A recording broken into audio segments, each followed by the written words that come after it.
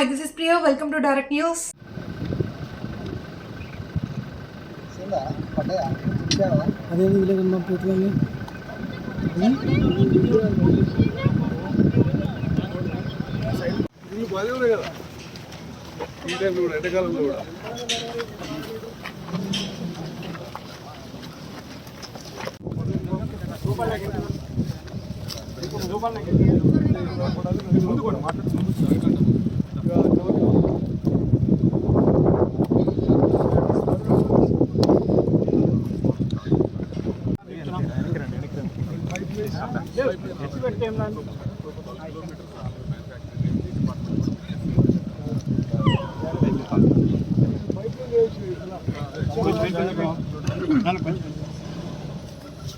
ఖర్చు పెట్టి నామమాత్రం ఆయకట్టే ఇచ్చింది.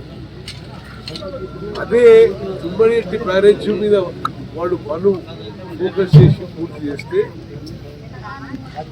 ఇప్పటి వరకు పూర్తయి 17 లక్షల ఎకరాలకు ఆయకట్టు నీళ్ళు వచ్చాయి. ఏంటిది 35,000 కోట్లు అయిపోయింది. అంటే వాళ్ళు అయిపోయే వరకు ఎంత ఖర్చు పెట్టింది? 1 లక్ష కోట్లు ఖర్చు. అంటే ఆ బిల్లులు 62,000 కోట్లతో ఇప్పటికే పాలమూరు రంగారెడ్డి అయిపోయింది, డిండి ప్రాజెక్ట్ అయిపోయింది, ఎస్ఎంపీసీ టనల్ వర్క్లు అయిపోయాయి, దేవాదులు అయిపోయేది, సీతారాం సాగర్ అయిపోయేది, గౌరవేళ్ళు అయిపోయేది.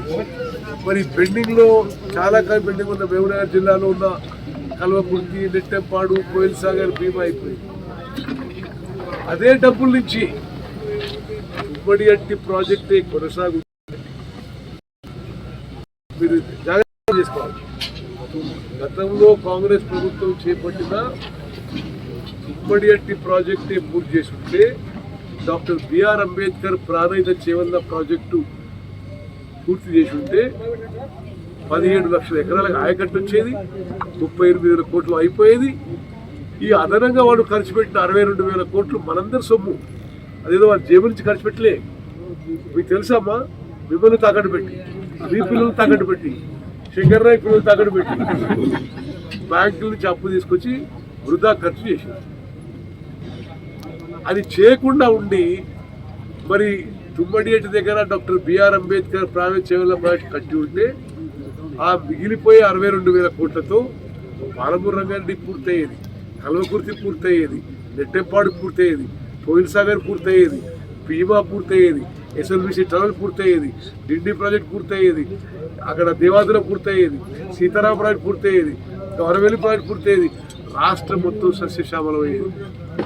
వాళ్ళ తప్పుడు నిర్ణయాల వల్ల ఈ రాష్ట్రం ఈరోజు ఇబ్బంది పడుతున్న విషయం కూడా విలేకరుల మిత్రులు మీకు తెలుసా? వాళ్ళు ఇరిగేషన్ మీద తీసుకొచ్చిన అప్పులకి ఇప్పుడు మేము సంవత్సరానికి కేవలం ఇరిగేషన్ మీద తీసుకొచ్చిన అప్పులకి 16,000 కోట్ల రూపాయలు మేము మిత్తిగా ప్రిన్సిపల్ రీపేమెంట్గా కడుతున్నాము. 16,000 కోట్లు. మరి ఇంత మిత్తి కడుతున్నాము, ఇంత అప్పు తీసుకొచ్చినాము, మరి ఎంత ప్రాజెక్టు ఎంత ఆయకట్టు వచ్చింది అంటే రైతులకు ఏం ఏంటంటే మొత్తం 1,00,000 కోట్లతో కడితే కాళేశ్వరం ప్రాజెక్టు 1,00,000 ఎకరాలు కూడా కొత్త ఆయకట్టు ఇవ్వలేకపోయింది. కట్టింది కూలిపోయినాక అయ్యో మేమే చేసినట్టు వాళ్ళు అరుపులు కేకలు. వాళ్ళ హయాంలోనే డిజైన్ అయింది, వాళ్ళ హయాంలో నిర్మాణం అయింది, వాళ్ళ హయాంలోనే కూలిపోయింది.